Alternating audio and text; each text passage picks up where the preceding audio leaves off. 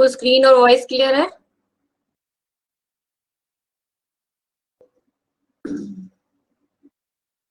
Yes ma'am. चलिए ठीक है। कनिका, क्वेश्चन नंबर 9 एंड 12 बताना है आपको। किसका? अल्फाबेटिकल सीरीज का। अच्छा ठीक है, क्योंकि अभी डाउट सेशन इस बार हो नहीं पाया, उन्होंने मेरे से पूछा था। Good afternoon Tirath. ठीक है, देखिए अल्फाबेटिकल टेस्ट के मैं क्वेश्चन जरा क्लियर कर दूं जिसको हैं डाउट्स है, जल्दी जल्दी से। थोड़ा सा इतना आप लोग आइए। 9th क्वेश्चन नंबर 9 है ना?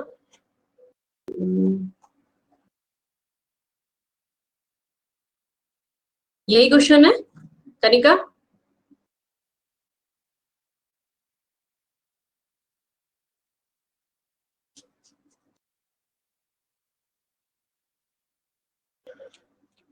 ओके देखो इसमें क्या लिखा हुआ है, what is the product of third digit of the second lowest number and the first digit of the highest number.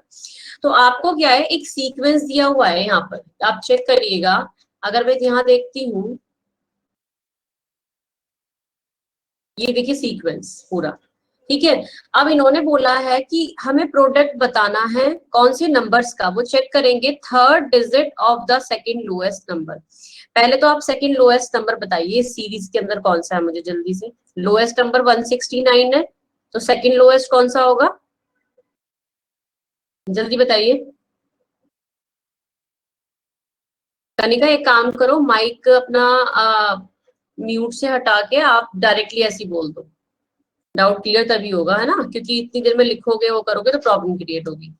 359 है सेकंड लोएस्ट नंबर, इसका थर्ड डिजिट कौन सी है? 9। जो जो क्वेश्चन बोल रहा है वो करते जाइएगा। एंड आगे बोला क्या गया है, first digit of the second highest number. Second highest number कौन सा है, जल्दी बताओ।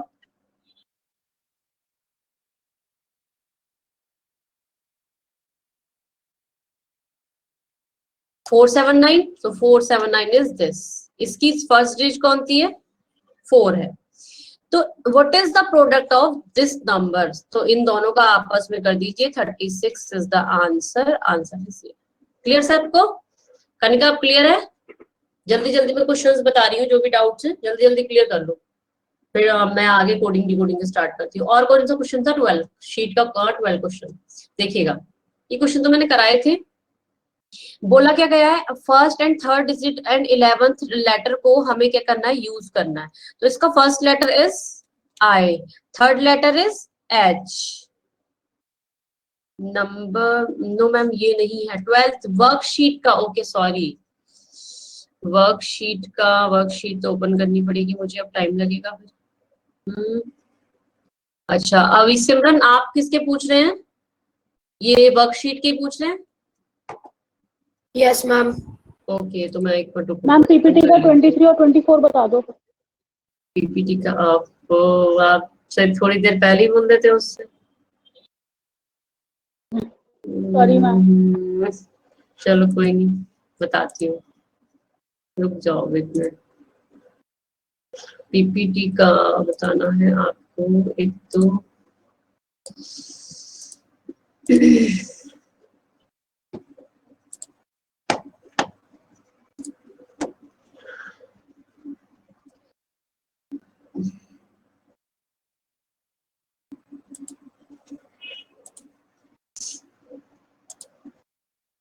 देखिए वर्कशीट का देख लो पहले से, अब जल्दी से। 9 और आपको 12th बताना है पहले। हाँ 9 एंड 12th आपका कहाँ है, ये रहा। देखो इन्होंने बोला कि इफ एवर, आपका लिखा हुआ है कि इफ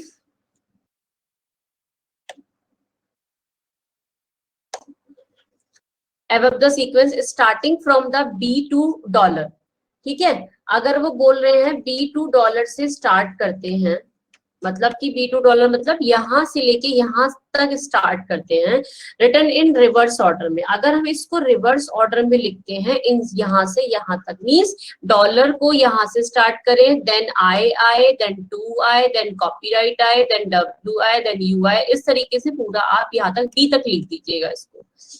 आगे बोला क्या गया है, which element will be the fourth to the left of 15th from the left. Clear. अब मैंने एक कंसेप्ट बताया था, जब भी लेफ्ट लेफ्ट होगा माइनस करेंगे, राइट राइट होगा माइनस करेंगे, लेफ्ट राइट होगा तो हम प्लस करेंगे, एंड अगर आपका लेफ्ट दोनों मतलब डिफरेंट कॉम्बिनेशन है तब प्लस करेंगे, अगर आपका सिमिलर है तो आप क्या करेंगे, माइनस करेंगे। क्लियर थी ये चीज सबको। तो अब कनिका देखो यहाँ पे इस क्वेश्चन में हमें क्या बोला गया है, अगर मैं उस कंसेप्ट के अकॉर्डिंग जाती हूँ, सबसे पहले मैं इसको सॉल्व कर लेती हूँ अपना। Fourth to the left of 15th from the left, दोनों साइड लेफ्ट लेफ्ट किया है हमें, तो 15th -4 कर देंगे। Clear. 9th from the left से क्या आएगा आप बता सकते हो मुझे। तो इस सीरीज में अगर मैं देखूं तो देखिएगा 1 2 3 4 5 एंड ये रिवर्स में स्टार्ट हो जाएगी। अब यहाँ तक 5 तक तो यहाँ आ गई, हमें 9 चाहिए ना, तो जब हम इसको रिवर्स में लिखेंगे इधर से, तो इधर से स्टार्ट कर दो। अब आगे 6 7 8 9। क्लियर। हाँ अच्छा सॉरी, हाँ 11, मैं हमेशा यही करती रहती हूँ, फिर आप लोग मुझे बताते हैं। 11 ठीक है, तो 11 यहाँ पे देखिए, 9 यहाँ आ गया एंड 10 एंड आपका ये 11, तो आंसर इज यू। क्लियर। करेगा क्लियर है। क्वेश्चन नंबर 12 देखो, डाउट हो तो बता देना अभी। देखिए क्वेश्चन नंबर 12 में बोल रहा है कि E percentage Y and M O star, इसका सीक्वेंस देखिएगा क्या है, पहले तो हम चेक करते हैं। सो ई आपका यहाँ पे परसेंटेज, देन आपका Y. Clear. Right hand side में इधर साइड है इसका सीक्वेंस। अब एम ओ स्टार आ रहा है, तो एम ओ स्टार चेक करते हैं कहां पर है। तो देखिएगा एम ओ एंड स्टार, बात समझ आ रही है। लास्ट से इधर साइड से फर्स्ट नंबर छोड़ के सेकंड से स्टार्ट हुआ ये, तो इसको जो कोड करा गया वो किस चीज में कोड करा गया, लास्ट से जो इसका था उसको हमने सेकंड नंबर से स्टार्ट किया एंड देन सेकंड नंबर पे आए, एंड देन देखो पैटर्न देखो दोनों में सेम है, इसका first then second then fourth को पिक करा, then first then second then fourth को पिक करा। ठीक है, ये इसके अंदर पैटर्न लगा हुआ है। सेम इसी पैटर्न पे अगर हम देखते हैं OL3 देखते हैं कहां पर है। तो देखिएगा अगर मैं देखूं ऊपर से स्टार्ट करती हूँ OL और ये 3, कितने डिजिट्स छोड़ के स्टार्ट किया इन्होंने, जल्दी बताइए कनिका। 2 किया ना स्टार्ट यहाँ से, तो हम इधर साइड से भी 2 से स्टार्ट करेंगे। ठीक है, तो यहाँ से आप करिएगा क्या आएगा, देख लीजिए चेक कर लीजिए। अगर मैं इसको करती हूँ यहाँ पर तो सीक्वेंस चलेगा। ठीक है, परसेंटेज 6 एंड बी। क्लियर हो गया कनिका, क्लियर है। तो यहाँ पे परसेंटेज एंड आपका क्या आ जाएगा, परसेंटेज 6B, तो answer is percentage 6B। Clear. Question number कौन सा, 13, जल्दी देखिएगा question number 13। Which of the following statement is the correct with respect to position of the R in the sequence? R की position के base पे कौन सा हमारा जो इसमें करेक्ट है बताइएगा, ये पूछा गया है। ठीक है, R की पोजीशन के बेस पर, सिंपल सी बात है, पढ़ते जाओ। क्या लिखा है, it is the 7 to the left of the 11th from the right. Simple सा सॉल्व कर दो जल्दी से, राइट और लेफ्ट है ना। 18th फ्रॉम द राइट, क्या आर की position 18th from the right आ रही है, बिल्कुल नहीं देखो इधर से चेक कर लो, चेक करनी पड़ेगी आपको ये। 1 2 3 4 5 6, मैं तो उसको नंबरिंग कर देती हूँ इजी सी जल्दी से, ताकि मुझे इजी हो जाएगा फिर।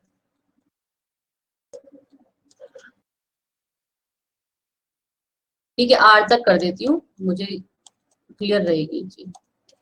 देखिए क्या बोला गया, 18th नहीं आ रही जी, पहला गलत। ठीक है, क्या लिखा है, it is 8th to the left, क्या बोला गया है, it is 8th to the left of 15th from the left. दोनों को हम क्या करेंगे, सेपरेट कर देंगे, -8 कर देंगे, कितना बचेगा, 7 फ्रॉम द लेफ्ट। क्या 7 फ्रॉम द लेफ्ट है, 1 2 3 4 5, तो ये देखिए 7 फ्रॉम द लेफ्ट है, आ रही है यहाँ पर। आगे चेक करने की जरूरत है, क्या पूछा, क्या करेक्ट पूछा है, तो आगे भी चेक कर लो भाई, आपको समझाने के लिए। 5 और यहाँ पे 10 दिया है, लेफ्ट दिया हुआ है दोनों साइड में, तो माइनस करेंगे। 5th फ्रॉम द लेफ्ट है, बिल्कुल नहीं है, ये भी गलत, ये भी गलत। And it is 4th from the left and ये राइट है, दोनों को क्या करेंगे, प्लस करेंगे।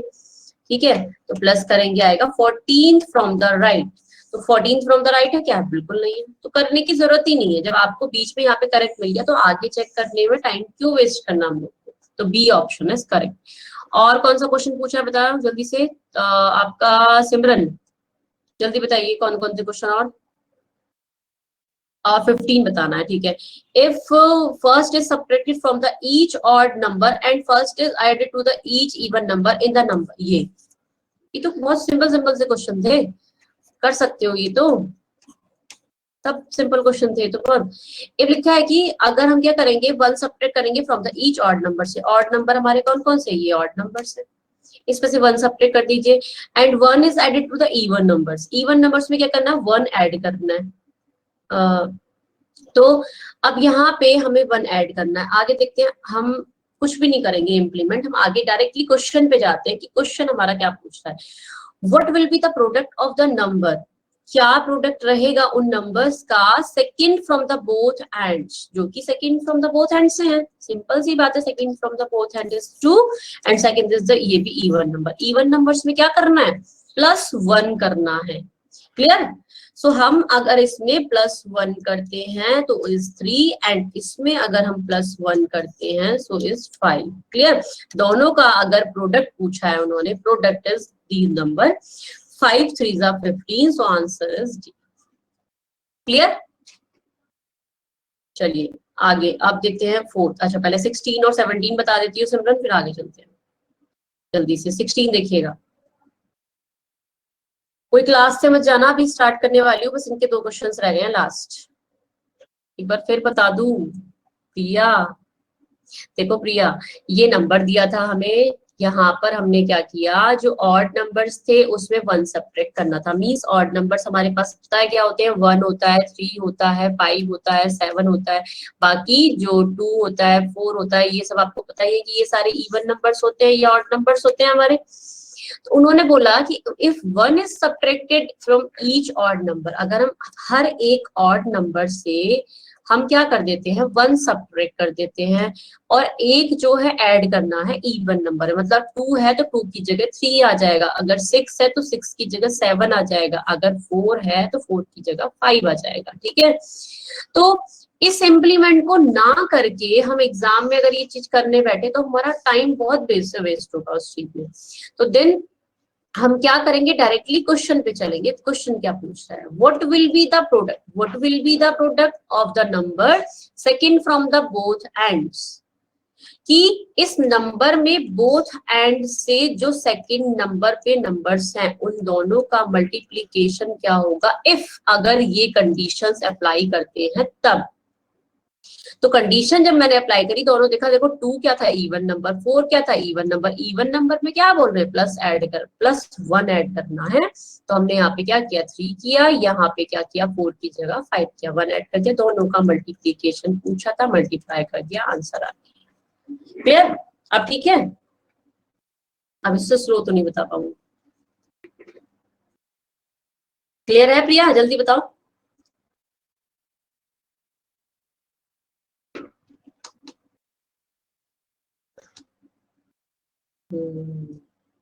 चलिए अब देखो 16 क्वेश्चन देखो जल्दी से।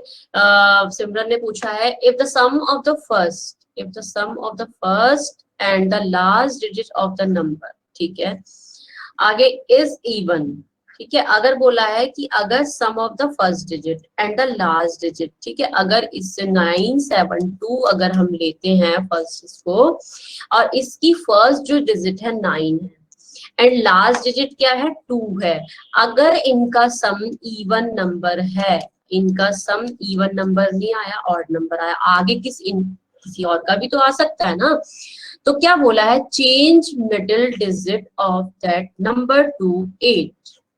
मतलब कि अगर उनका इवन नंबर आ रहा है दोनों का सम, तो उनका जो मिडिल नंबर है उनको हमें 8 से चेंज करना है, मतलब 7 की जगह 8 आ जाए। इसमें तो नहीं आ सकता, ये तो ऑड नंबर है। ये कंडीशन तो इन्होंने दी है पहली कंडीशन। दूसरी कंडीशन दी है if the sum of the first and last digit is odd number, अगर ऑड नंबर आता है तो interchange the first and last digit, अगर ऑड नंबर है तो दोनों को आपस में इंटरचेंज करेंगे, सिंपल सी बात है। तो देखिएगा क्या बोला गया है आगे, देन विच ऑफ द, अब हम सीधे सीधे क्वेश्चन पे चलते हैं, ऐसे क्वेश्चन पे हम इम्प्लीमेंट तो करेंगे नहीं, टाइम वेस्ट हमें करना नहीं है एग्जाम्स में, क्योंकि टाइम तो बहुत इंपॉर्टेंट है यहाँ पर।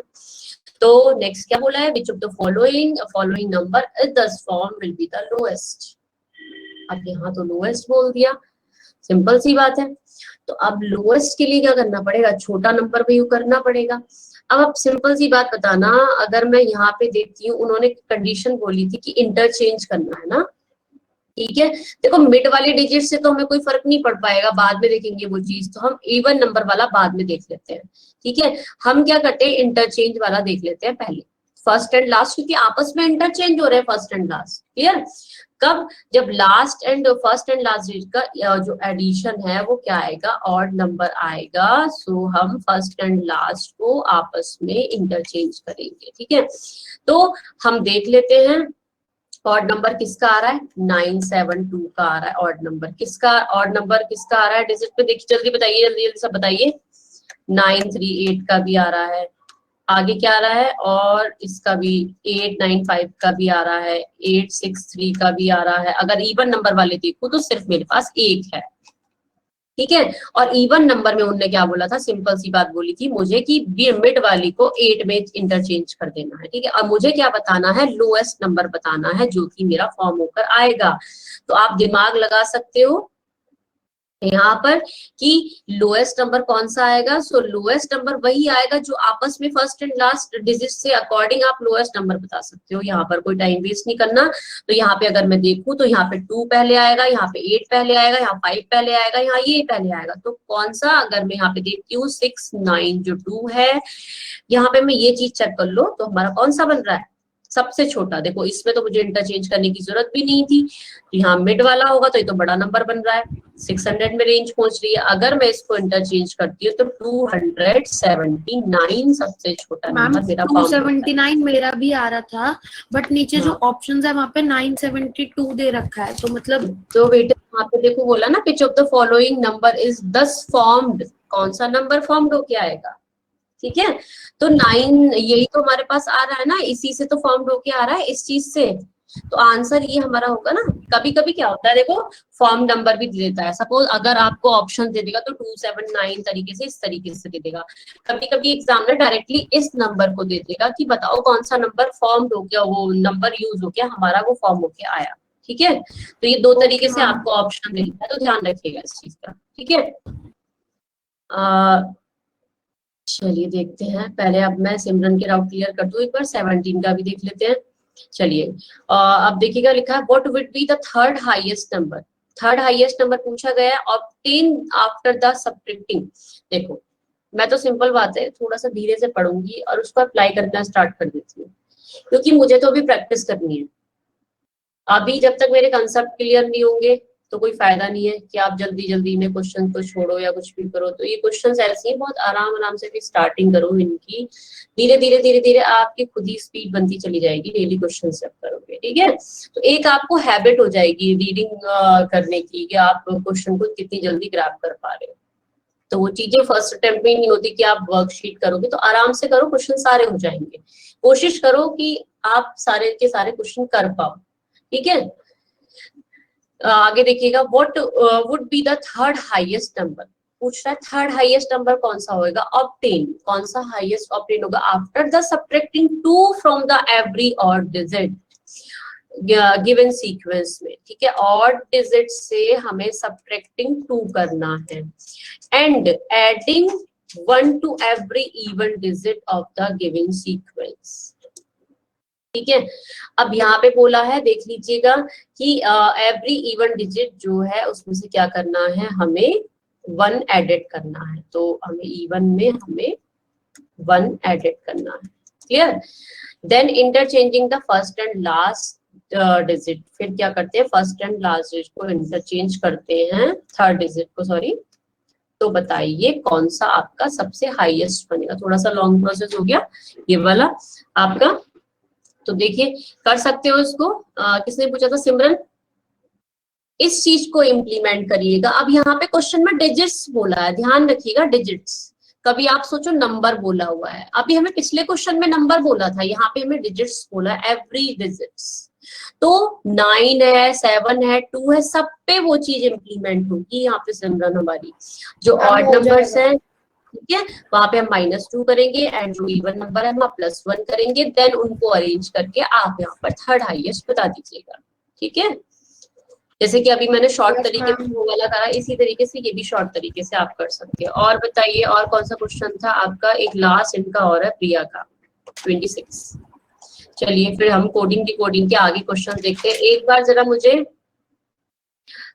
ये भी मेंशन कर दो, कोडिंग डिकोडिंग में लास्ट क्लास में मैंने क्या कराया था, इतना मैं इनका क्वेश्चन करा देती हूँ बस। जल्दी से देख के मुझे बता दो कि मैंने लास्ट क्या कराया था। अच्छा, मैंने एक क्वेश्चन 26, अच्छा ये वाला, जस्ट थर्ड स्टेप बता दो प्लीज। प्रिया, ये तो बहुत लंबा हो जाएगा। थर्ड स्टेप में अगर मैं यहाँ बनाने बैठूंगी तो आपने फर्स्ट एंड सेकंड बना रखे थे ना, मैंने लास्ट क्लास में बनाए थे। हाँ तो मैं अभी बता देती हूँ। स्टार्टिंग कनिका, कुछ तो मैंने शायद कराया था ना कोडिंग कोडिंग में लास्ट क्लास में, या फर्स्ट ही क्लास से? मैंने लास्ट क्लास में क्या खत्म करवाया था, मुझे इतना बता दो सर। चलो मैं इतना क्वेश्चन कर लेती हूँ। खत्म हुआ था, स्टार्ट होना है आज कोडिंग डिकोडिंग। ठीक है, चलो फिर स्टार्ट करेंगे। ओके, क्लियर है। चलिए अब देखिएगा आगे इसमें क्या बोला गया है। इस क्वेश्चन में हमने ये सीक्वेंस बनवाए थे प्रिया यहाँ पर, तो ये सीक्वेंस बनाएंगे तो बहुत टाइम लगेगा इस चीज को दोबारा बताने में। तो मैं आपको डायरेक्टली आप थर्ड स्टेप पूछ रहे हो वो समझा देती हूँ। The symbol are preceded by a number. जो भी सिंबल्स हैं जिनके पहले लेटर आ रहा है, ठीक है, और उनको क्या करना है, हमें ऐसे सिंबल्स को देख करके will arrange such that first symbol will be arrange eight क्या कहते हैं, लेफ्ट हैंड से। तो जो हमारा फर्स्ट सिंबल है विल बी अरेंज किधर होगा? लेफ्ट हैंड में, इधर साइड। ठीक है, जो फर्स्ट वाला सिंबल है मतलब कि इधर साइड अरेंज हो रहा होगा।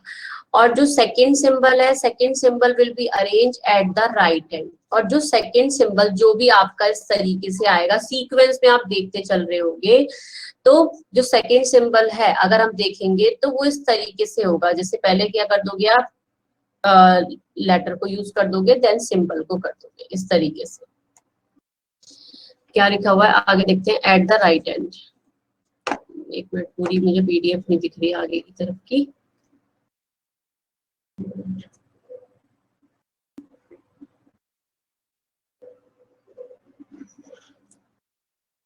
अब क्लियर है मैम। ये लेफ्ट या राइट नहीं समझ आ रहा है, ठीक है।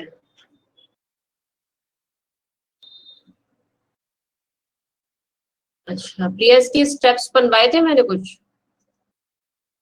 एक काम कर देना प्रिया, मुझे आप, हाँ ठीक है, मैं ये चीज उनको मेल कर देती हूँ पूरा डिस्क्रिप्शन के साथ में उसको, तो वो आपको सेंड कर देंगे इसका आंसर ग्रुप में।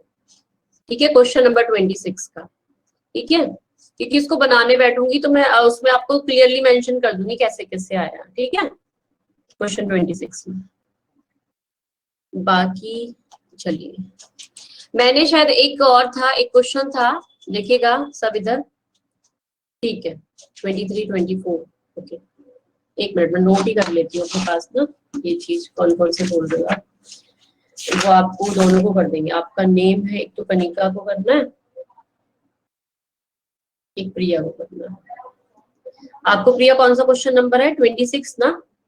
और आपको, हाँ बिल्कुल डिले होगी इसी तरीके से। ठीक है, दोनों को सोल्यूशन देते समझा के। चलिए देखिए, एक मैंने लास्ट क्लास में आपको ना एक क्वेश्चन छुड़वा दिया था शायद, ये वाला क्वेश्चन था, मैं जल्दी से बता देती हूँ उस क्वेश्चन में क्या करना था। ये क्वेश्चन तो मैंने सारे करा दिए थे, कंप्लीट करा दिए हैं। एक क्वेश्चन रह गया था ये वाला, बस ये क्वेश्चन देख लो जल्दी जल्दी, इसके आंसर्स आप खुद कर लीजिएगा, मैं बस समझा देती हूँ। कितने बच्चों ने कर लिया है? 23, 24। अच्छा, कनिका ने भी ये क्वेश्चन पूछा है, ओके। बाकी सब स्टूडेंट्स ने क्वेश्चन कर लिया है? देखिए थोड़ा सा मैं समझा देती हूँ, पूरा नहीं करवा रही हूँ। देखो यहाँ पे लिखा हुआ क्या है, समझ लो। First 10 numbers starting from the 1, first 10 number है जो कि 1 to 10 तक स्टार्टिंग है। 1 2 3 4 5 6 7 8 9 और 10। ठीक है, कोई बात नहीं बेटा, क्लियर कर देती हूँ। चलिए टॉप टू बॉटम तक लिखना है, 1 to हमें 10 तक लिखा है। The word cover is written in alphabetical order against the each even number from top to bottom. मतलब कि ये जो लेटर हैं इसके अंदर, इस वर्ड के अंदर, उसको हमें अल्फाबेटिकल ऑर्डर में अरेंज करना है and against the each number पर। मीन्स अगर मैं अल्फाबेटिकल ऑर्डर देखती हूँ कवर का, तो मेरा अल्फाबेटिकल ऑर्डर पहले सी आएगा, देन ई आएगा, देन ओ आएगा, देन आर आएगा, देन बी आएगा। इनको बोल रहे हैं इवन नंबर पे लिखने के लिए। सी यहाँ पर आएगा एंड ई यहाँ पर आएगा एंड देन आपका जो जो क्वेश्चन बोल रहा है वही भी करते जाओ, सिंपल सा, जैसे सारे क्वेश्चंस में करते जा रहे थे। 7th आपका इवन नंबर पे फिर क्या आएगा, ओ आएगा, देन आपका इवन नंबर पर यहाँ पे अगर हम देखते हैं तो आर आएगा एंड देन इवन नंबर पे अगर हम आर देखते हैं तो वी आएगा। क्लियर है सबको ये चीज कैसे की? कोई डाउट इस चीज में? जल्दी बताओ। चलिए बहुत छोटी सी चीज थी ये तो। चलिए आगे देखिएगा, लिखा क्या है, 2 letters are the between B and C. B और सी के बीच में कितने लेटर्स हैं? 2 लेटर्स हैं। मैं लिख देती हूँ बी एंड बी के बीच में 2 लेटर्स हैं। ठीक है, मतलब कि यहाँ पे ऊपर तो हो नहीं सकते, देखिएगा यहाँ ऊपर तो प्लेसेस है ही नहीं, तो बी एंड सी के बीच में 1 एंड 2 एंड, तो बी कहाँ पर आएगा, यहाँ पर। क्लियर सबको कैसे रखा मैंने? ये मेरी फर्स्ट कंडीशन फुलफिल हो गई। आगे देखिएगा, लिखा the number letter will be the M and E is same as O and G. बोल रहे हैं जितने लेटर्स एम और नहीं आया मैम समझ में, ये फिर से बता दूं। ओके देखिए बोला क्या था, बी और सी के बीच में 2 लेटर होने चाहिए, वो ये बोल रहे हैं। अब उन्होंने पहली कंडीशन तो अप्लाई करा दी थी, तो प्रिया शीतल यहाँ पे अगर हम देखें तो बी क्या ऊपर रख पाऊंगी मैं? अगर मैं बी को यहाँ रखूं तो क्या बी और सी के बीच में 2 लेटर हो पाएंगे मेरे? पॉसिबिलिटी यहाँ पे केस बन पाएगा? जल्दी बताइए, क्या मैं बी को यहाँ रखूं इस जगह तो क्या हम बी और सी के बीच में लेटर्स 2 कर पाएंगे? नहीं कर पाएंगे ना, तो हमें बी कहीं ना कहीं नीचे रखना पड़ेगा, 1 एंड 2, तो बी यहाँ पर हमारा आएगा। देखो ये थोड़ा सा ना पजल की फॉर्म में क्वेश्चन पहुंच जाता है, तो जब पजल्स कराऊंगी ना आपको, सिटिंग अरेंजमेंट कराऊंगी, लाइक फ्लोर्स वाले ये सब चीजें कराऊंगी, तब आपको ये चीजें क्लियर हो जाएंगी। अगर नहीं भी हो रहा तो कोई बात नहीं, आप उतना दिमाग भी मत लगाना ज्यादा, तो ये क्वेश्चन आप तुरंत तभी कर लोगे। सेकंड्स का क्वेश्चन है, ज्यादा बड़ा क्वेश्चन नहीं है। अभी आपने वो चैप्टर पढ़ा नहीं है, इस वजह से आपको समझ नहीं आ रहा, उसका बेसिक कंसेप्ट सारी चीजें समझाऊंगी। अब यहाँ पे बोला है एम और ई के बीच में जितने लेटर्स हैं उतने ही लेटर्स ओ और जी के बीच में है, ये चीज पुट करनी पड़ेगी हमें। ठीक है, उन्हें बोला m is written as above e, तो m जो है वो e के ऊपर ही बैठेगा, वो ये बोल रहा है। And 2 letters are between v and s, तो v एंड s के बीच में 2 लेटर्स आएंगे, ये भी बोल रहे हैं। देखो v यहाँ पर है नीचे, तो 1 एंड 2 एंड s आ गया यहाँ पर। ठीक है, v के अकॉर्डिंग मैंने s रख दिया, यहाँ पर 2 लेटर्स हो गए, मेरी ये कंडीशन भी फुलफिल हो गई, ये कंडीशन भी फुलफिल हो गई। अब बोल रहे हैं m जो है वो e के ऊपर ही आएगा, तो m जहां पर भी आएगा m e के ऊपर आएगा, या तो m यहाँ पर आएगा। 2 कंडीशंस बनती है, m या तो यहाँ होगा, m या फिर यहाँ पर होगा, 2 प्लेसेस खाली है हमारे पास। अब अकॉर्डिंग टू दिस कंडीशन हमें ये इम्प्लीमेंट करना पड़ेगा यहाँ, क्योंकि O और G के बीच में सिंपल है, सेम पर्सन्स बैठेंगे, मतलब इक्वल पर्सन्स बैठेंगे। अगर देखूं मैं, सपोज E को मैंने M को यहाँ रखा, तो O के अकॉर्डिंग G का प्लेस तो कहीं खाली है नहीं, तो G तो एक ही प्लेस खाली कर रहा है, तो यहाँ आएगा G, इस जगह आ सकता है। ठीक है, या G ऊपर कहीं हो सकता है, तो इसको नोट कर लो। एक काम करो, आप सब नोट कर लो इस सीक्वेंस को, प्रिया शीतल आप लोग सब ये नोट कर लो, ये वाला सीक्वेंस, और ये कंडीशन पुट आप अपने आप करना, जरा थोड़ा दिमाग लगाना, बाकी मैं आपको सोल्यूशन भेज दूंगी सब। ठीक है, उसी के बेस पर डायरेक्टली क्वेश्चन है, फिर आंसर तुरंत कर दोगे, सेकंड्स में इसके आंसर डायरेक्टली पूछा गया हो। इसको नोट कर लो, इतने को जो बताया, बस इसको पुट करके देखना आप एक बार, थोड़ा दिमाग आपका माइंड जो है वर्क करेगा। ठीक है, अब मैं ये इसी के बेस पे क्वेश्चन है, डायरेक्टली इन्होंने पूछा है कि जी कौन से नंबर पे है, तो जी यहाँ पे 9 नंबर पे आएगा अगर निकालोगे तो। ठीक है, इस तरीके से सारे ऑप्शंस आपके हैं, ये 2 क्वेश्चंस ही है इसके बेस पे। क्लियर? तो यहाँ पे आपका ये खत्म हो जाता है आपका सोल्यूशन। हाँ मैं भेज दूंगी। ठीक है, चलिए अब स्टार्ट करते हैं कोडिंग डिकोडिंग। ट्राई करेंगे हम। हाँ बिल्कुल ट्राई करना पहले एक बार। अब देखिएगा कोडिंग डिकोडिंग स्टार्ट करते हैं।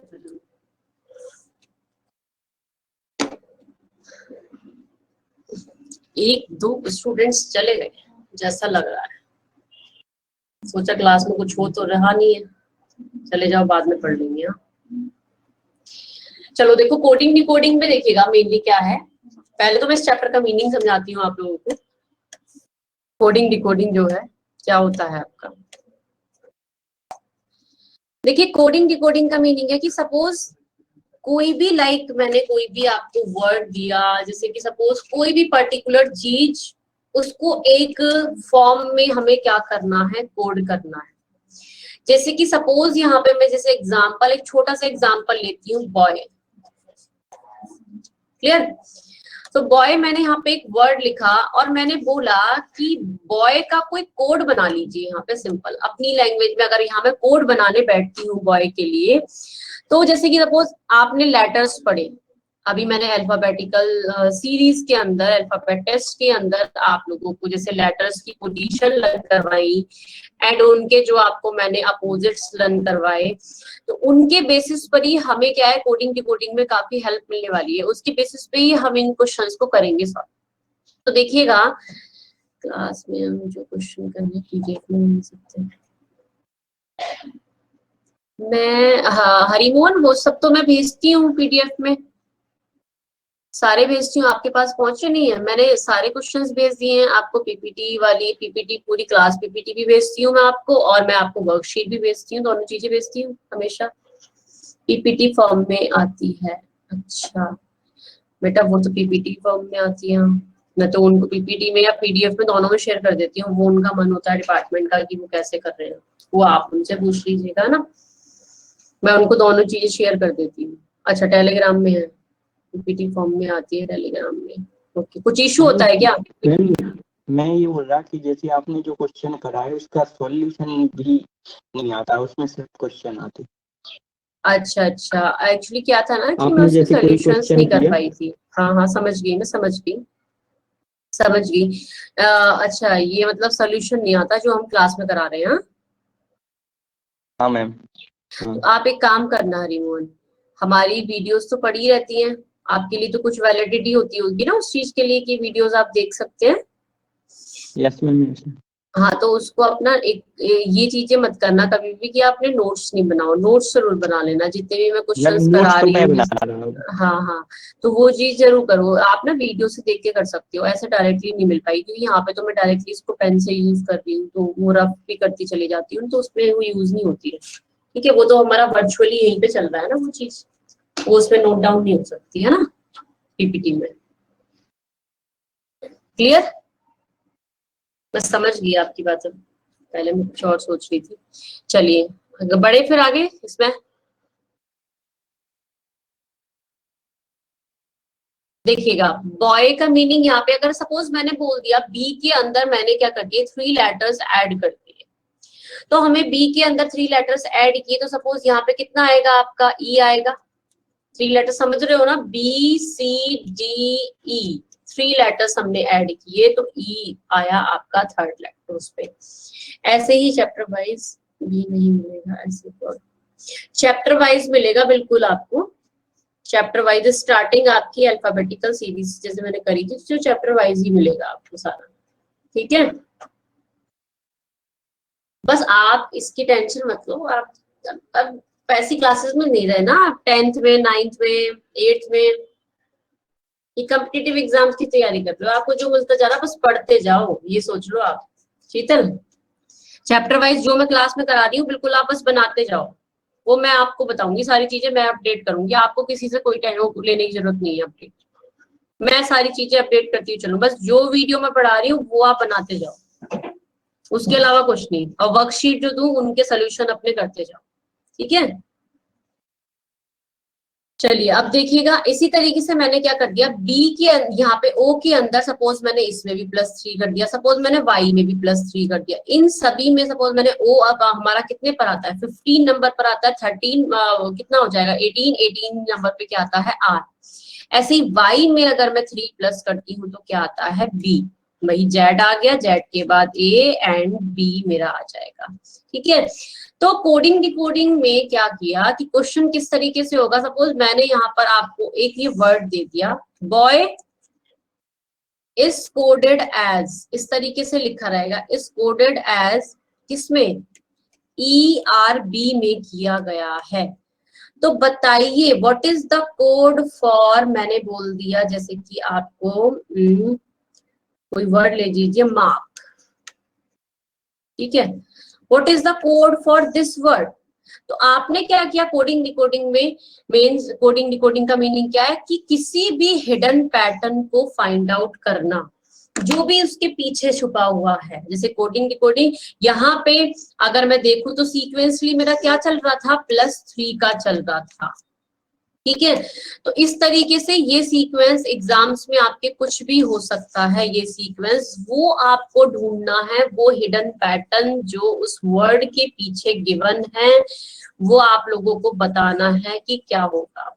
तो कोडिंग डिकोडिंग मीन्स कि आपको एक कोड दिया होगा, उसको आपको फाइंड आउट करना है, उस कोड को फाइंड आउट करना है, फाइंड आउट करके उसको फिर से डिकोड करना है, मतलब कि रीपुट करना है, ठीक है, मतलब दोबारा से उसी चीज को दूसरी जगह पर पुट करना। जैसे कि अभी हमारा बॉय के अंदर जो कोड लगा हुआ था वो +3 सब में हो रहा था, तो ऐसे ही मैंने पूछा what is the code for mark, so mark का कोड मैं m में 3 प्लस कर दूंगी, m सभी को पता है कितने नंबर पर आता है, 13 पर आता है, अगर 3 प्लस करते हैं 16 पे क्या आएगा b, अगर a में +3 करती हूँ तो क्या आता है d, अगर 18 में +3 करती हूँ तो क्या आता है 21 का u, k में अगर +3 करती हूँ तो 11, 14 पे क्या आता है n, so answer is PDUN is the answer. बात समझ आई। तो किसी भी हिडन पैटर्न को फाइंड आउट करना है हमें, कोई भी जो वो कोड करेंगे, सब में नहीं करेंगे, शीतल अभी रुक जाओ, थोड़ी देर रुको, तसल्ली पकड़ो थोड़ी सी जरा, अभी तो सिर्फ मैं कंसेप्ट समझा रही हूँ आपको। कोडिंग डिकोडिंग तो बहुत लंबा चैप्टर है, बहुत इंटरेस्टिंग भी है, इसमें बोर नहीं होने वाले आप, इसके क्वेश्चंस करने में बहुत मजा आता है।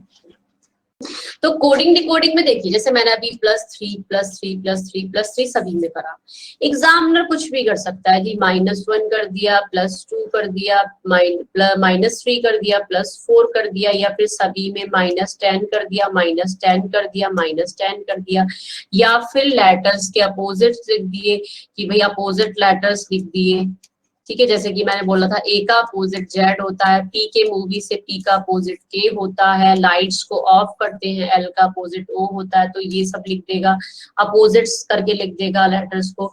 जैसे अपोजिट्स कैसे देखिएगा, कैसे, जैसे कि क्वेश्चन मैंने बना दिया यहाँ पर लाइक इस तरीके से कि सपोज एक ले लेते हैं वर्ड, लेते हैं कीप, कीप नहीं, कीप थोड़ा इजी सा हो जाएगा, कुछ और लेते हैं क्लास, ठीक है, क्लास इज कोडेड एज, मैंने बोल दिया यहाँ पर, जैसे कि बोला सी का कोड क्या होता है भाई, अपोजिट क्या होता है, जल्दी बताइए सब, देखो कितने बच्चों को यहाँ पे याद है, एक्स। एल का अपोजिट बताओ जल्दी क्या होता है, जल्दी, एल का अपोजिट, ए का अपोजिट, एस का अपोजिट, हनी सिंह। मैंने बोला class is coded as XOZHH, what is the code for, बताइएगा, campus, what is the code for campus, बता सकते हो आंसर, तो जिसको पता है ये अपोजिट्स हैं वो तुरंत इसको क्लियर कर देगा, भाई ये तो ये अपोजिट्स लिखे हुए हैं। बात समझ रहे हो मेरी बात, क्या कहना चाह रही हूँ। तो कैंपस में सीधे सीधे आंसर जो भी करना चाहेगा वो जल्दी से आंसर कर दो इसका, करिए जल्दी से आंसर, जरा क्या होगा इसका अगर मैं अपोजिट्स के बेसिस पे देखूं तो। सी का अपोजिट क्या होता है एक्स, ए का अपोजिट क्या होता है जेड, एम का अपोजिट एन, मूल से याद कर लो, पी के मूवी से पी का अपोजिट के, यू का अपोजिट फ्यू, एफ आ गया, एस का opposite Honey Singh. This is the answer of for this the code, for this code. Clear, सबको क्लियर है? तो मतलब क्या कि चाहे वो हिडन पैटर्न कैसे भी लेवल का होता है, कितना भी टफ लेवल पे हो सकता है, आपको सोचना है, अपना माइंड यूज करना है, उस पैटर्न को फाइंड आउट करना है कि क्या उसके पीछे है लगा हुआ। क्लियर? डाउट किसी को कोई? मतलब क्या है इस चैप्टर का? चलिए, ये मैंने आपको सबको लर्न कराए थे, सबकी पोजीशंस याद हैं या नहीं? बताइए जल्दी से। आर्यन, आशीष, अर्चना, अमरजीत, अमन, काजल, कनिका, कीरत, हरिमोहन, ज्योति, मानसी, सिमरन, सुमित, सताक्षी, ऋतिक, राजू, प्रियंका, सब बताइए जल्दी से, सबको याद है? अल्फाबेट्स की पोजीशन एजोआईटी के थ्रू सबको याद होंगी मुझे लगता है, जहां तक है। ठीक है, कोई ऐसा स्टूडेंट जो क्लास में नहीं हो, जिसको नहीं पता हो कुछ भी? चलिए, अपोजिट्स भी सभी को याद होंगे मुझे लगता है। डोर के पास विंडो होती है, इवनिंग से, फ्यू से, जीटी रोड से, हनी सिंह से, इंडियन रेलवे से, जैक एंड ट्यून से, पीके मूवी से, लाइट्स ऑफ से, एंड मून से। यही सब थे। बाकी जिसको याद नहीं हो 27 से माइनस कर दीजिएगा भाई। पेपर में सिलेक्शन तो इसी से होगा, डायरेक्टली याद करने से। ठीक है, इजोएटी ये पैटर्न था। राइट से निकालते थे तो किससे माइनस करते थे, जल्दी बताओ। राइट से निकालने के लिए 27 से माइनस करके राइट से किसी भी अल्फाबेट की वैल्यू निकल के आ जाती थी। चलिए, बेसिक मैंने आपको समझा दिया है क्या होता है। देखिए क्वेश्चन किस तरीके से बनेगा, देखिएगा यहाँ पर जरा।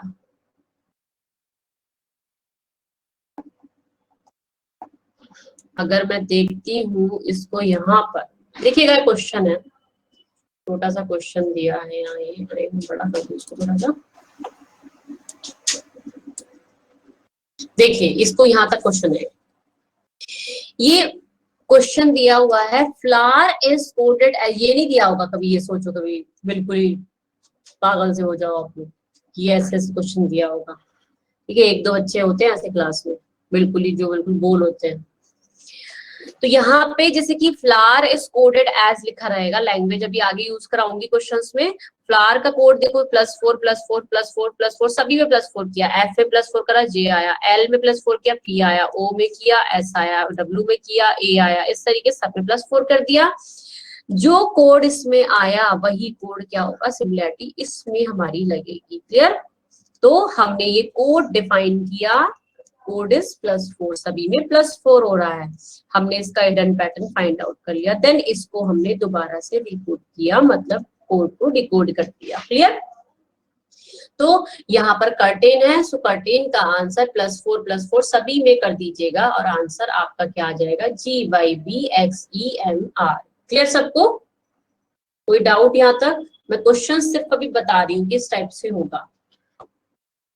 चलिए, जैसे कि ये क्वेश्चन भी देखिएगा, एक बॉक्सर है, इसको यहाँ पे क्या किया हमने, फाइंड आउट किया। बी के बाद ए आ रहा था, ओ के लिए क्यू आ रहा था, एक्स के लिए डब्ल्यू आ रहा था, ऐसे करके फाइंड आउट किया। -1 हो रहा था, +2 हो रहा है, -1 +2 -1, इस तरीके से सीक्वेंस चल रहा है, -1 से स्टार्ट हुआ है। ठीक है, इसी तरीके से पूछा what is the code for visit, तो पहले बी में -1 किया, देन +2 किया, इसी के सेम सीक्वेंस पे हमने ये आंसर कर दिया। तो इसका आंसर क्या आ गया, UKRKS। क्लियर सबको? अब चैप्टर का कंसेप्ट क्लियर है हर बच्चे को यहाँ पर? चलिए ठीक है, अब देखिएगा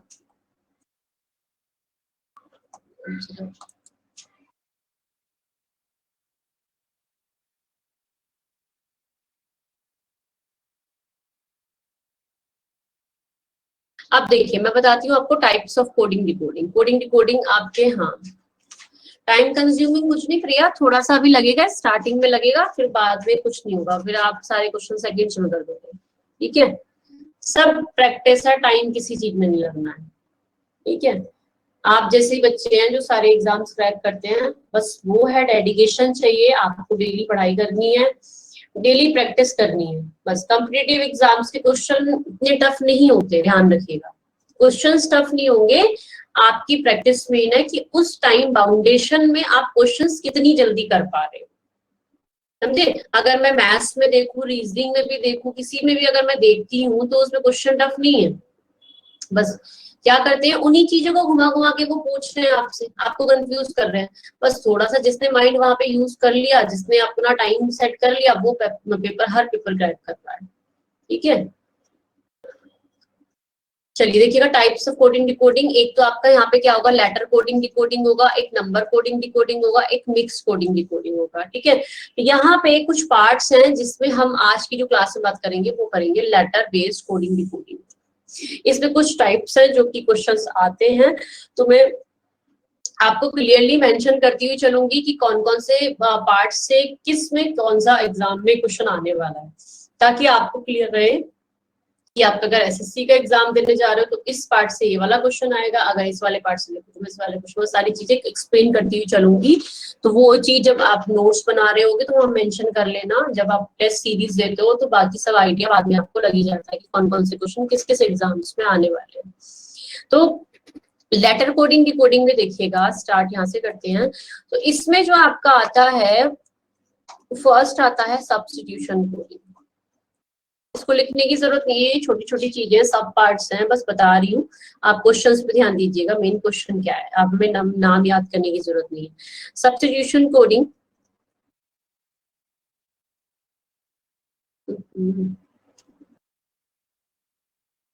कोडिंग डिकोडिंग शॉर्ट में लिख दिया मैंने। देखिए नेक्स्ट होता है आपका direct coding decoding, and third यहाँ पर होता है आपका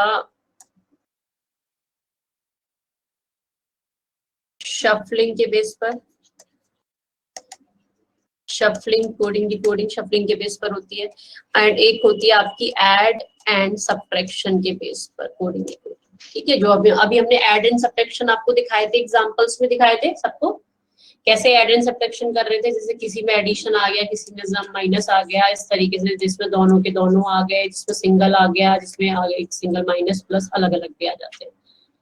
ये चीज तो क्लियर थी सबको, फोर्थ वाली।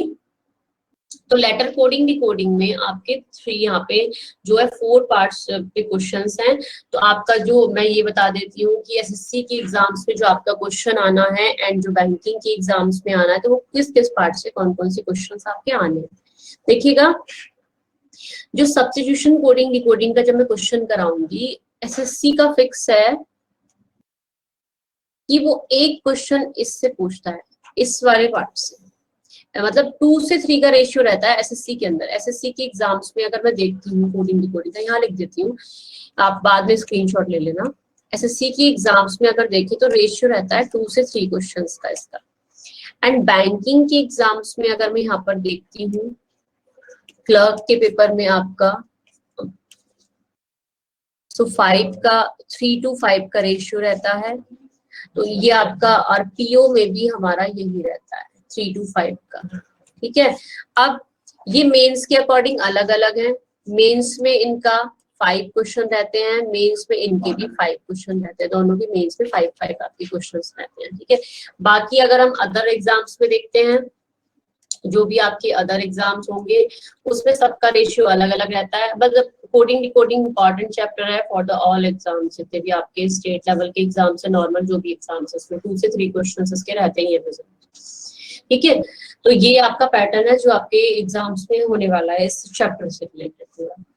तो अब उसमें जो चैप्टर में सब पार्टेड है कि कौन कौन से क्वेश्चंस आने हैं। तो सब्स्टिट्यूशन कोडिंग डिकोडिंग का एक क्वेश्चन है जो एसएससी का फिक्स है कि हर साल इसमें पूछता है, ठीक है। अब आगे देखते हैं कि क्या है क्या नहीं है, बट अभी तक का तो रिकॉर्ड है कि इससे ये क्वेश्चन आता ही है। एंड पहले मैं एसएससी के बारे में बता रही हूँ। और लाइक 2 जो क्वेश्चंस होते हैं वो एसएससी का ऐसे रहता है कि वो कभी इस पार्ट से पूछ लेगा, ठीक है। एक क्वेश्चन 0 to 1 मतलब लिख देती हूँ मैं, 0 to 1 कभी इस पार्ट से भी पूछ लेता है एसएससी में, ठीक है, 0 to 1। तो वो सभी से पूछ लेता है, बट नॉर्मल लेवल रहता है, बहुत ही नॉर्मल जो आप कर पाओगे। तो वो किसी से ही पूछ सकता है, इससे ही पूछ सकता है, इससे ही पूछ सकता है, इससे ही पूछ सकता है। तो आपके लिए आपको जो है पढ़ना पड़ेगा तीनों को भी। अब यही चीज अगर मैं बैंकिंग में देखती हूँ, बैंकिंग में फिक्स है कि कौन कौन सा किससे आना है। एसएससी का क्लियर है सबको, कोई डाउट इसमें किसी को? तो एसएससी के लिए आपको तीनों के तीनों पढ़ने हैं, बस ये मैंने फिक्स बता दिया कि हाँ इस क्वेश्चन का फिक्स है। अब ये वाला क्वेश्चन बैंकिंग में नहीं आता, बैंकिंग नहीं पूछता इस क्वेश्चन को, ठीक है। तो यहाँ पे मैं बता देती हूँ बैंकिंग के कौन कौन से क्वेश्चन। देखिए जो डायरेक्ट कोडिंग डिकोडिंग में आप लोगों को कराने वाली है, ये क्लर्क के पेपर में आपका इसके 5 क्वेश्चंस रहते हैं, ठीक है। मेंस में थोड़ा टफ लेवल के रहेंगे, प्री में आपके 3 to 5 क्वेश्चंस मैंने ऊपर बताया, तो आपके इसके क्वेश्चंस रहते हैं ये इजी लेवल के, मतलब नॉर्मल लेवल रहता है, इजी भी नहीं कह सकते, मॉडरेट बोलेंगे। तो यहाँ पर ये रहेगा आपका डायरेक्टर।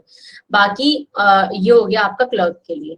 और अगर मैं देखूं आपका किसके लिए, सिर्फ और सिर्फ पीओ के लिए, तो पीओ के लिए आपका क्वेश्चन मिक्स कोडिंग डिकोडिंग से आता है 3 to 5 to 3, एंड मेंस के लिए 5 क्वेश्चन टफ लेवल, पीओ के लिए मिक्स कोडिंग। क्लियर सबको? कोई डाउट यहाँ तक किसी को? क्लियर है सबको? चलिए, तो अब देखिएगा, अब स्टार्ट करते हैं सब्स्टिट्यूशंस कोडिंग डिकोडिंग से, ठीक है। तो देखिए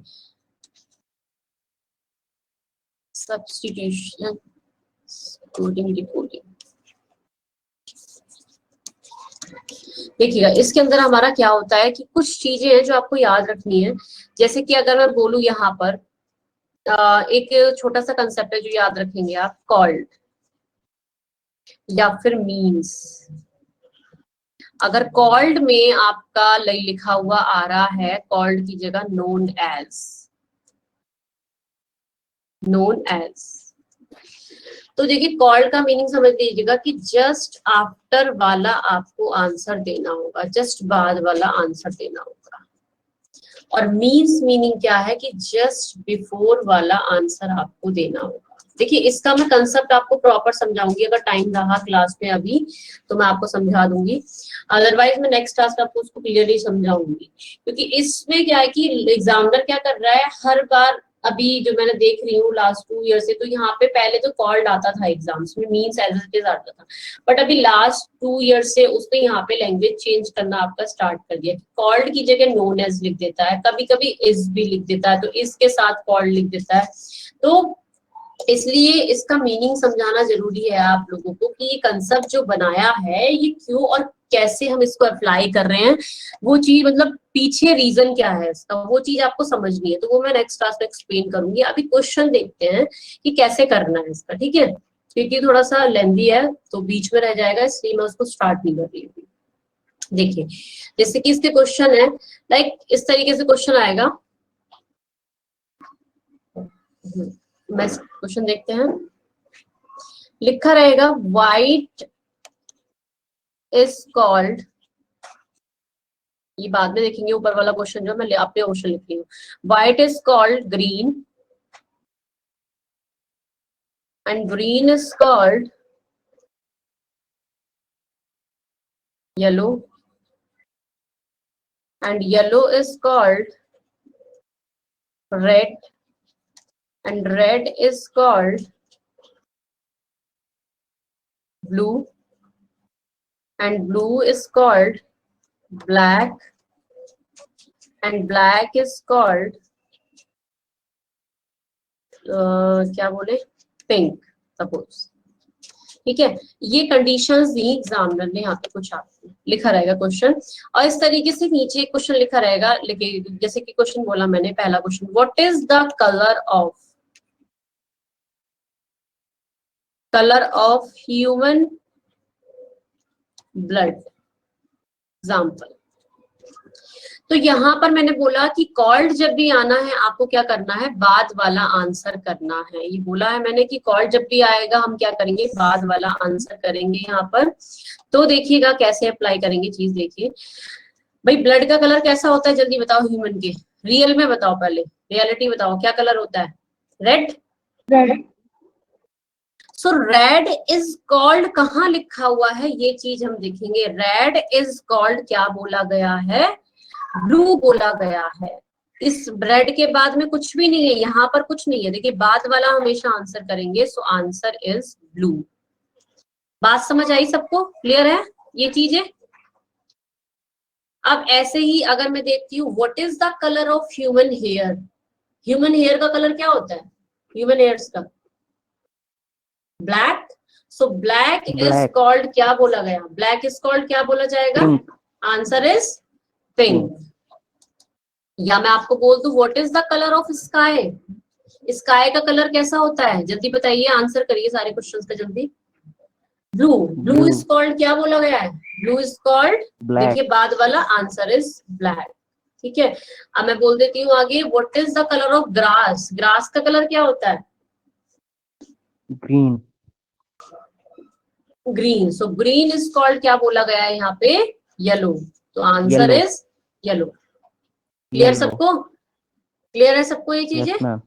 तो अगर यहाँ पे, अब ये तो कॉल्ड के लिए हो गया, अब एक कॉल्ड की जगह अगर मैं मीन्स लिख देती, सपोज, जल्दी से समझ लो, थोड़ा सा नेक्स्ट क्लास है। मीन्स, तो मीन्स मीन क्या होगा? आपको पहले वाला आंसर देना होगा। मैंने पूछा what is the colour of human blood, अब ब्लड का कलर हमें पता है रेड होता है, सो रेड, इस रेड से पहले देखिए कुछ भी नहीं है हमारे पास, तो ये आंसर तो हो नहीं सकता। इस रेड से पहले क्या है? येलो है, येलो मीन्स रेड, तो आंसर इज येलो, तो इसका आंसर क्या हो जाएगा? येलो हो जाएगा।